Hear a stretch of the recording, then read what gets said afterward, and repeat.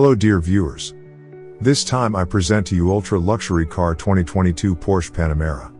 The 2022 Porsche Panamera comes in three body styles: the regular Panamera Sedan, which actually has a hatchback-style trunk, a longer wheelbase executive model with additional rear seat legroom, and the Sport Turismo, which has a wagon-like profile and additional cargo space. There are also many trim levels available that are distinguished by different drivetrains and features, but not in every body style. These include the base Panamera, Panamera 4, 4S, 4E Hybrid, 4SE Hybrid, Panamera GTS, Turbo S and Panamera Turbo SE Hybrid. And on top of its multiple body styles, the Panamera offers several powertrains, including a V6, a hybrid and a turbocharged V8. Oh, and there are 8 trim levels and a nearly limitless options list to choose from too. The Panamera is one of the most athletic luxury sedans available.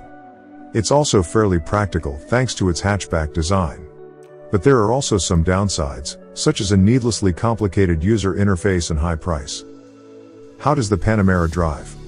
Porsche proves that a large luxury sedan doesn't have to be barge-like or clumsy. The Porsche Panamera offers a masterful blend for those who want to still enjoy the drive as much as they desire comfort.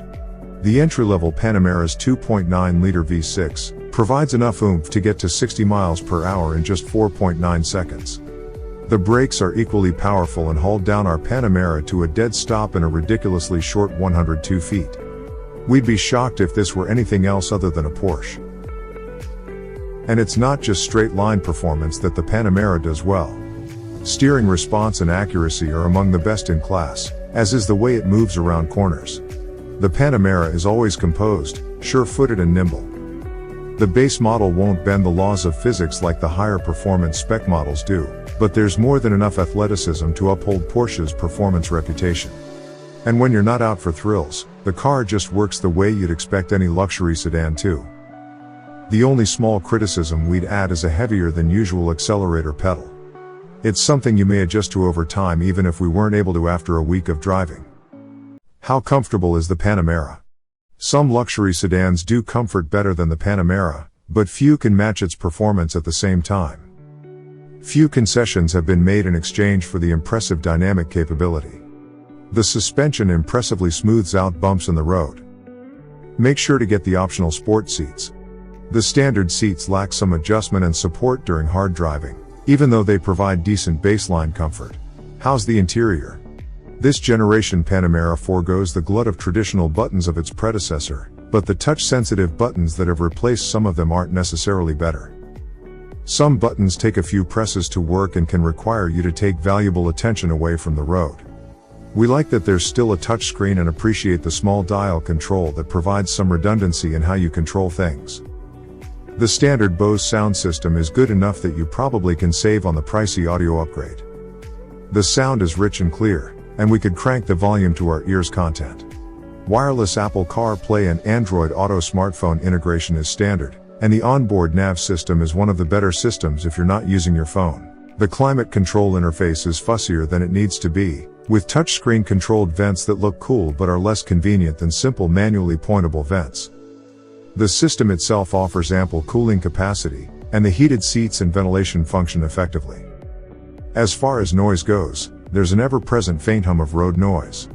However, wind and ambient noise on the highway is all but absent, and the engine is well muffled when you're just cruising. There's plenty of space in the Panamera up front. There's less in back compared to the rest of the class unless you opt for the long wheelbase model. The driver's seat and steering column have an excellent range of basic adjustments to accommodate drivers of almost all sizes. The view out of the back window is slightly obscured by the rear headrests, but surround view camera coverage makes this a non-issue at parking lot speeds. Visibility out of the front is excellent. The main screen is responsive and easy to control. We love the gauge cluster pod that can queue up a small navigation screen. But we're less impressed with the smartphone accommodations. And there aren't many options for charging beyond that. Our test Panamera lacks standard USB ports for rear passengers, which is disappointing for a flagship luxury sedan. How's the storage? The Panamera benefits from a hatchback trunk, but it doesn't reap as much of an advantage as that body style usually imparts. Cargo space is pretty generous on paper, with 17.4 cubic feet of cargo space behind the rear seats. But since the trunk is a bit shallow and has a higher liftover, it's not as convenient as it could be. The seatbacks can split and fold flat to allow for longer items, but since there's also no remote seatback releases to lower the seats from the hatch, you have to do so from the rear doors. Porsche build quality is often top-notch, and the Panamera is fundamentally solid. However, some of the interior materials in our car fell a little short of what we'd expect in a $100,000 plus luxury performance sedan. For example, we thought the door materials and even the drive mode knob on the steering wheel felt a little cheap.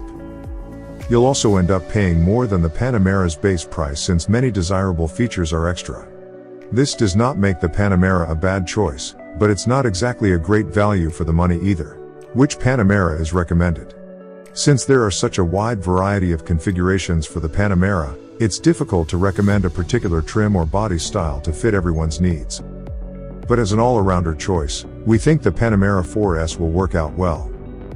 It offers upgraded performance over the standard model, but the price remains reasonable for the class. Thank you very much for watching. That's all I can say about this car. If you want to receive the most honest information about other cars, don't forget to subscribe to our channel.